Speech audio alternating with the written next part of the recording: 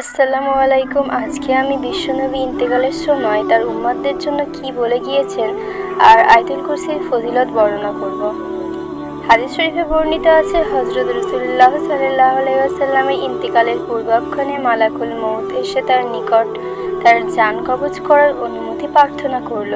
তিনি তার সাহাবাদিকে প্রয়োজনীয় উপদেশ ও হযরত ফাতেমা জোহরা রাদিয়াল্লাহু আনহাকে সান্ত্বনা প্রদান করিবার পর মালাকুল মউতকে লক্ষ্য করে বললেন, হে মালাকুল মউত, এখন তুমি তোমার কর্তব্য সম্পূর্ণ করো। অতঃপর মালাকুল মউত তার ডান হাতখানা হযরত রাসূলুল্লাহ সাল্লাল্লাহু আলাইহি ওয়াসাল্লামের সিনার উপর স্থাপন করলে তিনি বললেন, হে মালাকুল মউত, আমার মনে হচ্ছে যে তুমি উহুদ পাহাড় উঠিয়ে এনে আমার বুকের উপর স্থাপন করেছ। তুমি আমার উম্মতদিগকে এইরূপ কষ্ট দিয়ে যান কবজ করো নাকি? তদুত্তরে হযরত আজরাইল আলাইহিস সালাম বললেন, ইয়া রাসূলুল্লাহ সাল্লাল্লাহু আলাইহি ওয়াসাল্লাম, আমার জীবনে আমি এত আসানির সহিত কাহারও জান কবজ করিনি। আমি তো অত্যন্ত সহজভাবেই আপনার জান কবজ করছি। তখন হযরত রাসূলুল্লাহ সাল্লাল্লাহু আলাইহি ওয়াসাল্লাম বললেন, হে মালাকুল মউত, মৃত্যুকালীন যন্ত্রণা যে এত কঠিন তা আমার জানা ছিল না। তুমি অত্যন্ত আসানির সহিত আমার জান কবজ করছো, তাতেই আমার এত কষ্ট হচ্ছে।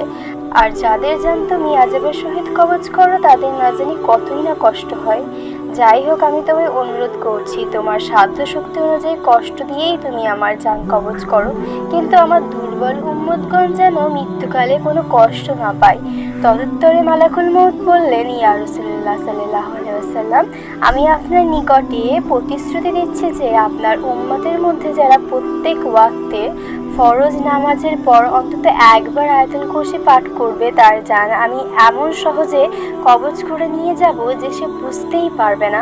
সন্তান যেমন মায়ের দুধ পান করতে করতে ঘুমিয়ে পড়ে, আপনার ওই সকল উম্মত ঠিক সেই রকম পরম শান্তির সহিত অনন্ত নিদ্রায় নিদ্রিত হয়ে পড়বে। মালাকুল মউত কারো জান কবজ করতে আসার সময় কয়েকজন রহমতের ফেরেশতা ও কয়েকজন আযাবের ফেরেশতাকে সঙ্গে নিয়ে আসে।